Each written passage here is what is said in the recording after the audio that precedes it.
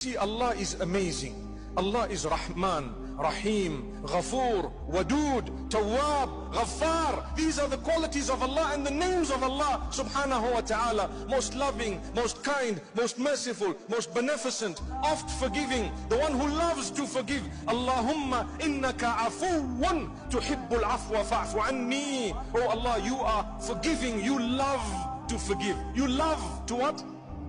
To forgive. You love to forgive. That's a quality of Allah. He loves to what? Remind yourself. Don't lose hope in the mercy of Allah. Allah loves to forgive.